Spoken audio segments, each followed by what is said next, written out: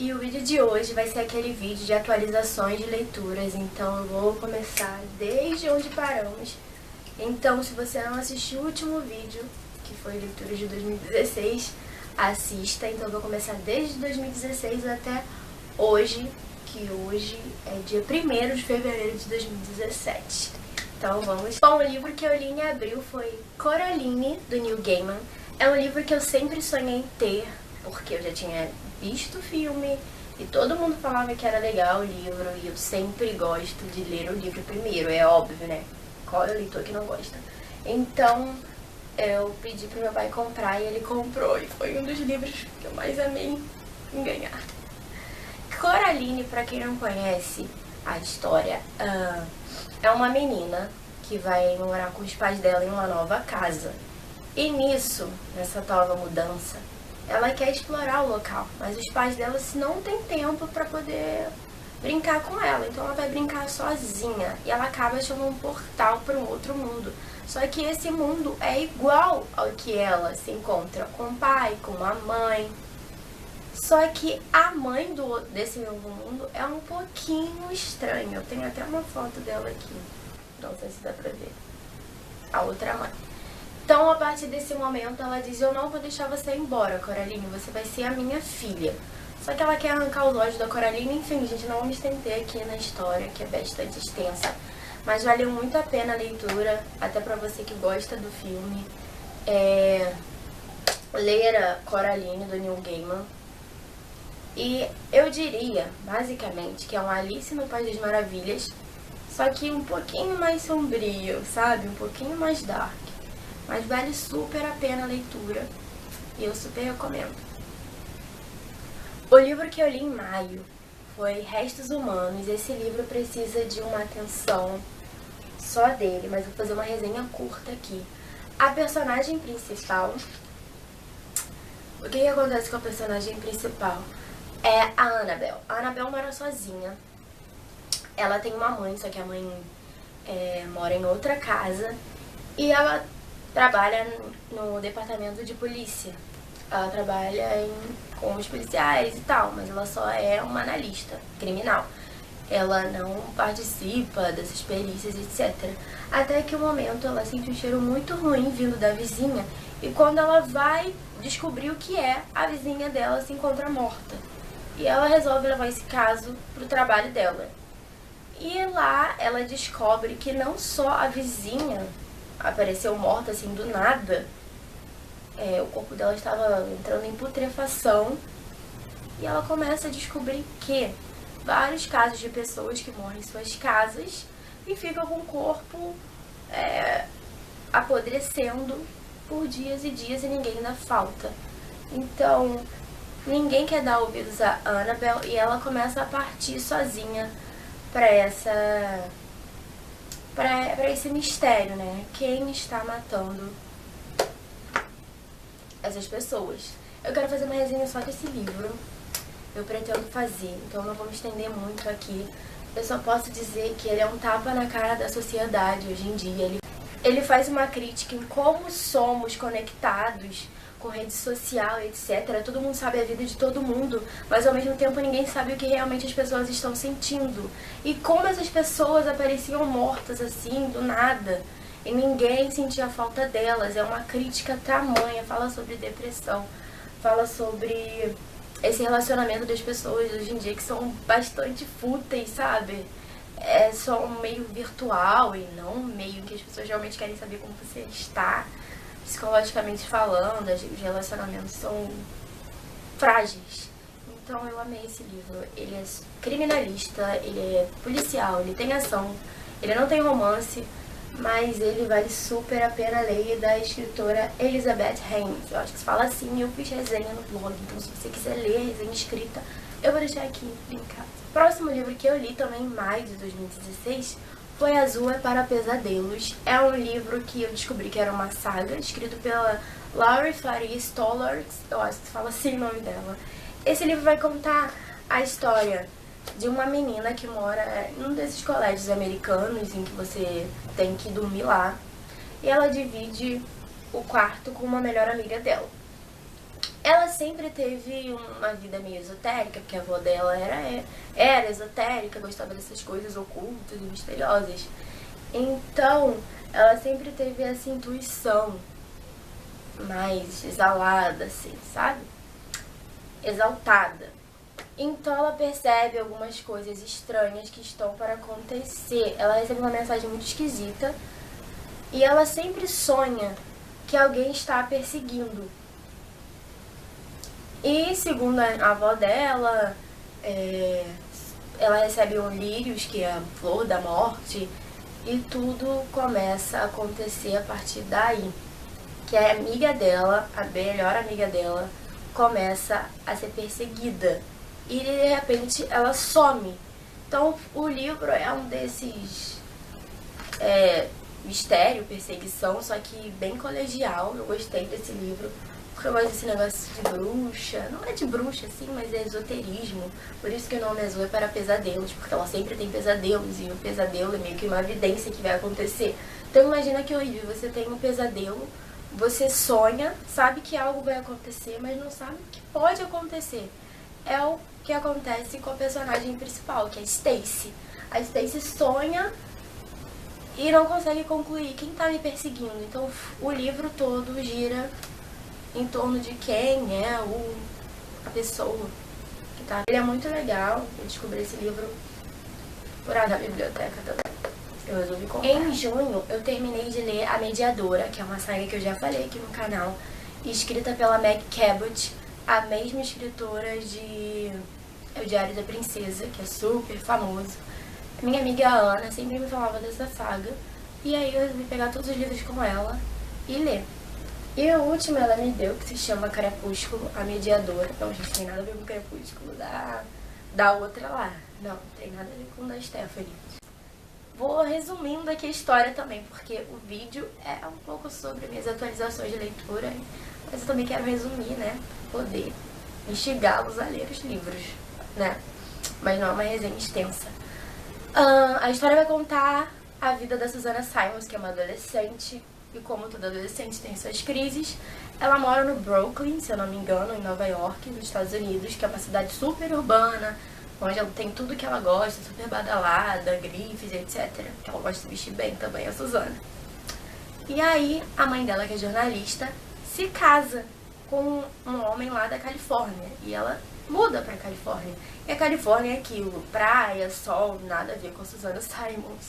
E ela tem que se habituar com aquilo, e não obstante, ainda tem 3 irmãos. 3 meio-irmãos, né? Que na verdade nem são irmãos dela, mas agora vão ser, morando com ela, e uns bem problemáticos, e ela se dá bem com o mais novinho. Porque o nome é A Mediadora. Ela desde pequena tem o poder de ver os fantasmas, os mortos, e eles sempre aparecem pra ela nas horas mais inusitadas, e sempre pedindo ajuda, e ela acaba se envolvendo pra poder se livrar do fantasma. E aí aparece o Jesse, que é um fantasma de uma outra década, no quarto dela. Imagina, você se mudou, você tinha uma amizade lá em outra cidade, tá tentando se habituar, e ainda aparece um fantasma no seu quarto. Só que esse fantasma é todo bonito, etc, e aí ela se apaixona por ele. É óbvio que isso vai acontecer. E a partir daí, milhares de coisas acontecem. Tem uma coisa muito engraçada com a Susannah, é uma das minhas personagens preferidas. Essa saga é um pouco mais teen, mas vale muito a pena ler, porque tem esse pouquinho de assombração, que eu gosto, mistério e um pouco de ação e romance. E a Susannah é aquela personagem que não se coloca de vítima. Ela é a própria heroína, ela vai lá e discute com o vilão da história. O vilão tá com uma arma e ela vai discutir com ele. Por que você não atira em mim logo? A Susannah é dessa, a Susannah não tá nem aí pra nada. E ela ainda vai estudar em um colégio católico, que não tem nada a ver com a Susannah. Então ela sempre entra em guerra com a Madre Superiora, porque não pode usar uma saia X que ela quer usar. Então esse livro é muito engraçado, divertido. E eu me encontrei chorando, porque quando você lê uma saga, você se apega. E eu me apeguei a esses personagens. E eu chorei terminando de ler esse livro. Foi muito triste, gente. Por favor, Meg Cabot, obrigada pela obra. Se Se você ainda não leu, leia. É 1000 vezes melhor que o Diário da Princesa. Ah, joguei, gente. Aceita, que dói menos. Outro livro que eu também li foi do Nicholas Sparks, A Última Música, que é um livro muito conhecido pelo filme, que a Miley Cyrus interpretou a personagem principal. A personagem principal é a Verônica. A Verônica é uma adolescente que não tem um vínculo bom com o pai dela, porque os pais dela se separaram, então ela tem uma raiva por isso. E ela vai passar as férias na casa do pai, que fica de frente pra praia. E ela tem uma personalidade muito forte e as pessoas não se aproximam muito bem dela assim, né, de início. Ela é um pouco rebelde. E ela e o irmão dela vão voltar a ter laços com o pai. E nesse meio tempo ela conhece o Will, que vai ser a paixãozinha dela no livro, né, gente? Nicholas Sparks, romance. Só que algo acontece do passado que volta à tona. E também algo acontece na vida da Verônica que muda completamente a perspectiva dela sobre a vida, sobre tudo. E a última música, o nome, é porque o pai dela é músico, então tem tudo a ver com música. É um livro bastante poético e não tem como chorar, gente, não tem. Eu chorei vendo o vídeo, assistindo ao filme, eu chorei lendo esse livro. Então, assim, Nicholas Sparks, como não chorar? Vale muito a pena ler. Eu só li o Querido Joe e a última música, e eu amei a última música, se tornou um dos meus livros preferidos. Ele é muito bonitinho, gente, esse livro, sério, vale muito a pena. Outro livro que eu li foi do Ganymede José, eu acho que é assim, Uma Luz no Fim do Túnel. Um livro super fino e tem figuras, só que ele trata de um assunto bastante forte, que é sobre o uso das drogas e como as drogas, enfim, o crack, o álcool e enfim, porque vai gradativamente, né? Você começa com álcool, vai pro cigarro, vai pra não sei o que. Eu sei, né, gente, que tem gente que só fuma e bebe, etc. Mas enfim, não vamos entrar aqui, não vamos problematizar isso, não é mesmo? Aqui é sobre livros. Então, voltando, quando ele começa a usar maconha, cocaína e etc., e parte para drogas mais pesadas, e a vida dele, do personagem principal, do Lúcio, começa a ficar uma grande merda. Porque é isso que acontece quando você usa droga. Você é um zumbi dependente daquilo pra sempre. Porque a droga mexe completamente com o seu organismo e te deixa fora da realidade e tira toda a sua perspectiva de vida. E ao mesmo tempo conta a história da Erika, que é uma jovem que vai se relacionar com o Lúcio. Uma jovem também com uma família totalmente desestabilizada, sem assistência nenhuma, com problemas sociais e psicológicos e de relacionamento de pai, filho e mãe, enfim. Esses dois acabam, assim, tendo final trágico pelas drogas. Mas o Lúcio não. Ele consegue sobreviver a isso. É um livro que vale super a pena ler, mas eu não sei se vocês vão encontrar com facilidade.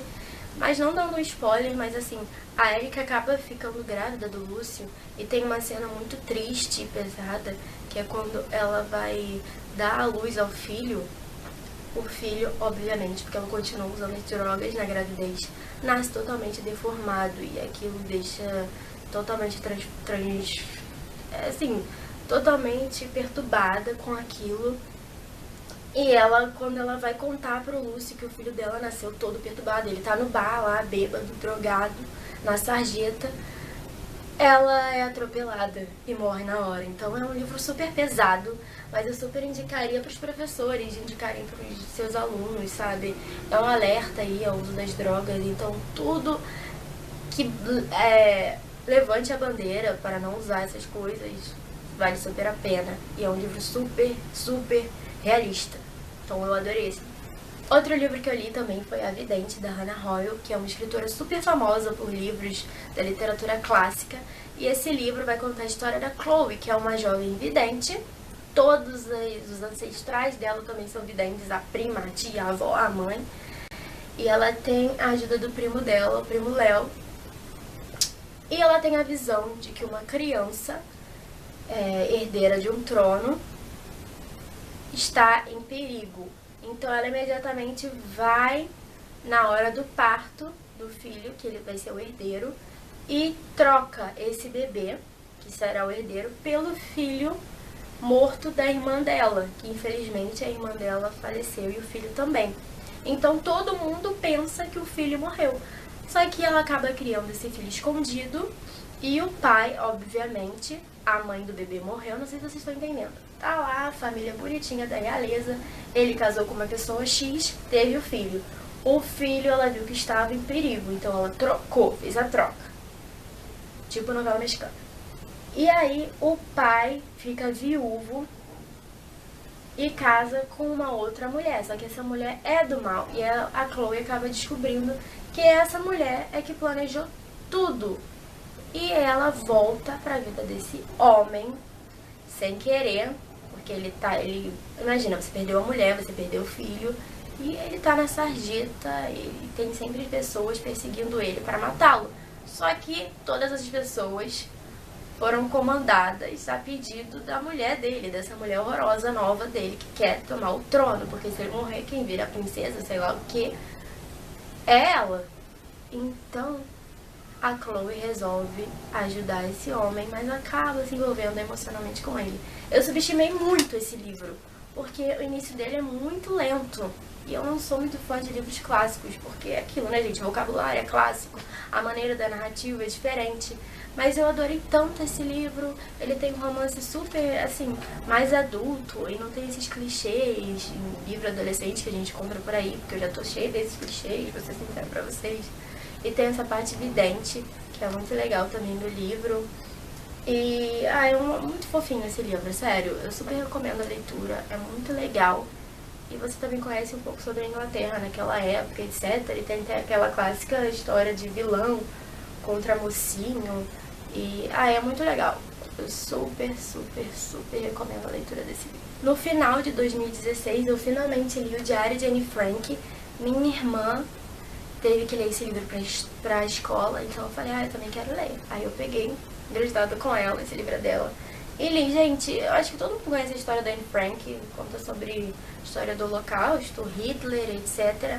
Só que da perspectiva do diário de uma menina, de uma adolescente. Imagina, você com 15 anos, eu acho que é a idade da Anne, desculpa se eu errei, enclausurada no anexo, que seria um local onde os pais delas arrumaram, né, pra poder se esconder da guerra, porque senão eles seriam mortos. Então eles vivem naquele cubículo com outras pessoas, passando necessidade, e sem falar que ela tá naquela fase da adolescência, nas descobertas das coisas, então eu imagino o quão ruim isso foi pra ela. Eu não vou falar o final, é óbvio, Deia. E é um livro em forma de diário, que eu super adoro, porque eu sou fã de diário, de diários, eu gosto de diário, sempre tive. Então é um livro real.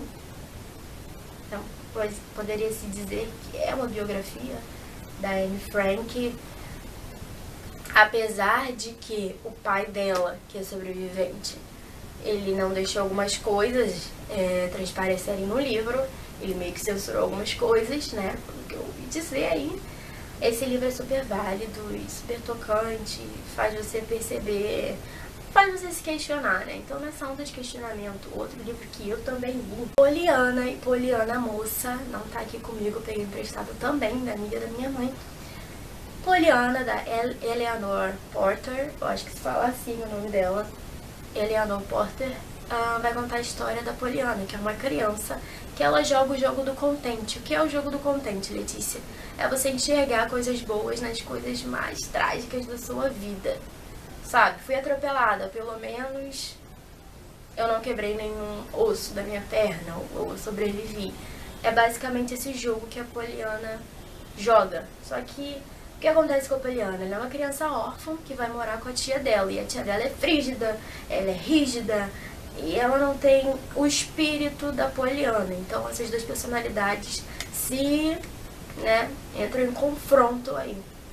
E até que, inevitavelmente, ela fica exposta ao jogo do contente da Poliana.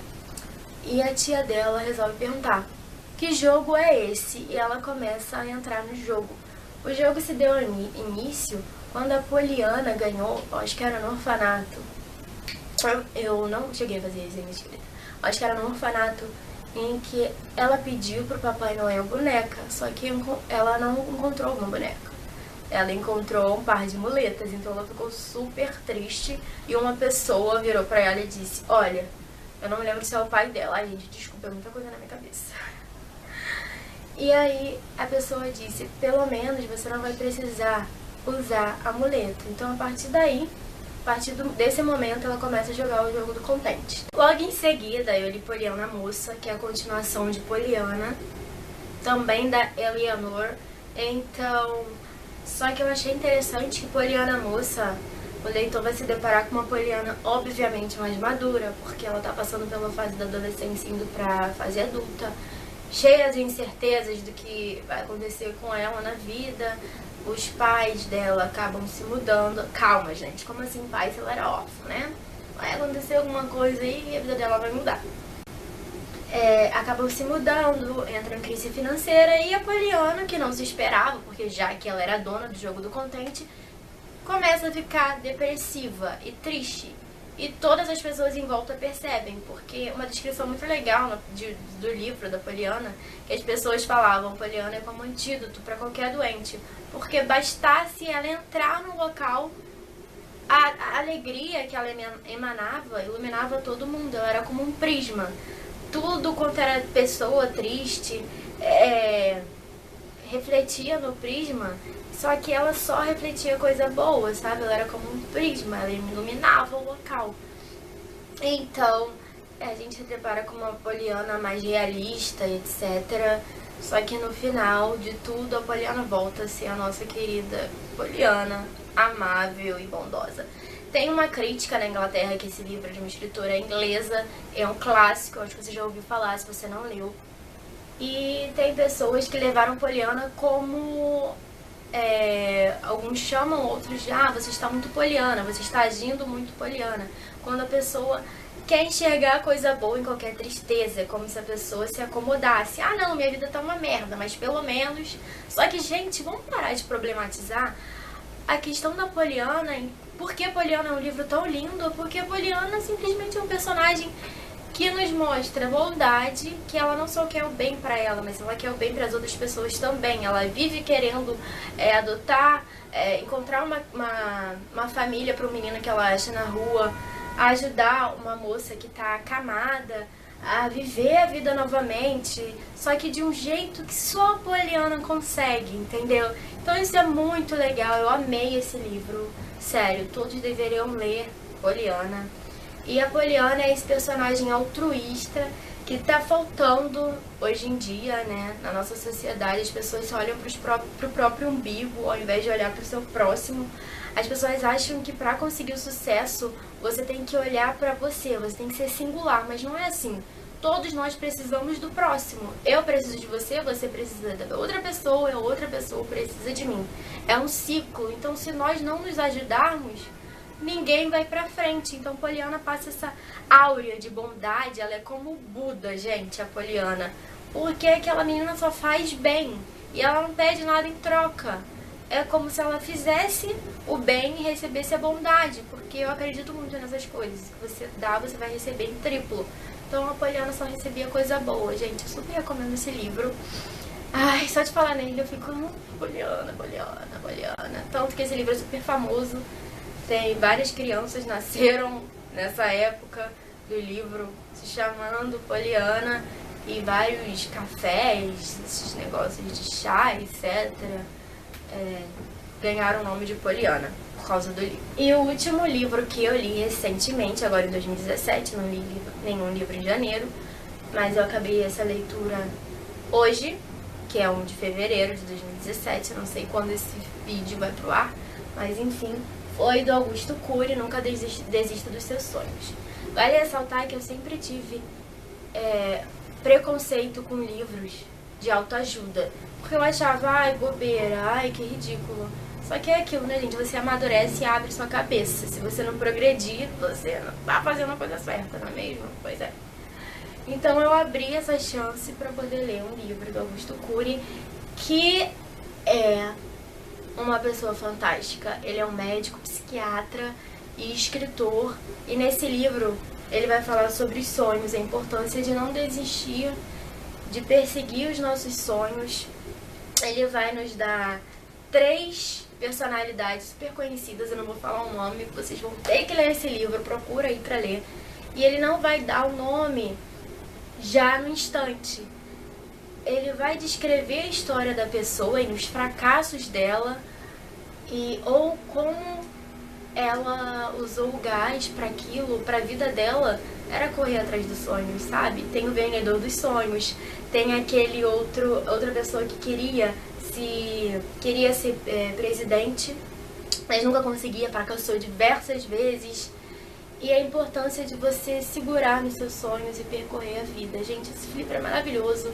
Não é um livro banal por isso, porque ele vai nos mostrar a importância de se sonhar. E ele caiu na minha vida como uma luva.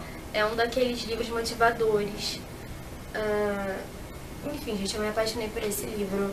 Ele fala basicamente, ele também faz uma crítica sobre como a educação hoje em dia motiva os alunos a não sonharem, sabe? A serem apenas, ser mais um número aí para poder ser um consumidor.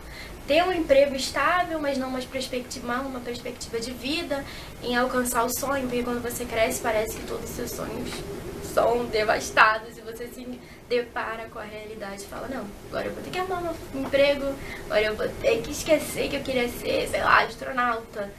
E ele fala também da simplicidade dos sonhos. Às vezes o seu sonho é, sei lá, ter uma empresa gigante. Uma de outra pessoa é simplesmente poder entrar mais em contato com a natureza, ter uma vida mais saudável. Enfim, adotar um gato. Cada um tem o seu sonho e o Augusto Cury brilhantemente aborda esse pensamento aqui. E eu só queria deixar uma mensagem nesse vídeo. Ele deixou tão claro a importância de não abandonar os seus sonhos, porque ele vira um gás para você percorrer a vida, para você continuar essa caminhada que é difícil. E obviamente ele diz aqui que não é fácil alcançar os seus sonhos, suas metas, você vai fracassar milhares de vezes, mas o importante é você nunca desistir. E quem não tem sonhos e não tem fé naquilo que acredita em si próprio, não vai ser uma pessoa feliz. Não adianta você ter R$1 milhão e não ter uma perspectiva de sonho, de vida, o que você quer realizar daqui, sei lá, a 1 ano, 5 anos. Ai, sinceramente, eu me apaixonei por esse livro. E voltando à crítica dos alunos, ele fala sobre como o sistema educacional está sendo meio doentio. Os professores no espaço ganham um salário ruim, obviamente, e motivados por uma rotina totalmente cansativa, exaustiva, não tem uma motivação, e os alunos são máquinas de decorar e repetir frases prontas. Ninguém passa a mensagem pro filho, pro aluno a sonhar, a criar, a ser mais criativo e pensar fora da caixinha, porque é muito fácil você me dar uma matéria e eu decorar aquilo, mas o que eu vou fazer com aquilo? Entendeu? O que eu vou descobrir além da informação que você me deu? Então essa é uma crítica, que é um tapa na cara da sociedade, em tudo quanto é coisa sobre o mundo em que vivemos hoje em dia, um mundo de ilusório também. Ai, gente, enfim. Então, pessoal, essas foram as minhas leituras desde aquele último vídeo, né, do vídeo mais recente, até hoje, fevereiro de 2017. Eu pretendo fazer sempre esses vídeos de leitura recentes e postar aqui no canal, que é uma junção de mini resenhas e do que eu li, do que eu estou lendo. Então não deixe de acompanhar o nosso blog por escrito, que sempre tem postagem nova lá, e de curtir a nossa fanpage, que todo dia eu posto alguma coisa lá. Então é isso, um beijo e obrigada se você assistiu até aqui o vídeo, e eu tô esperando o seu gostei aí. Clique em gostei. Um beijo e tchau!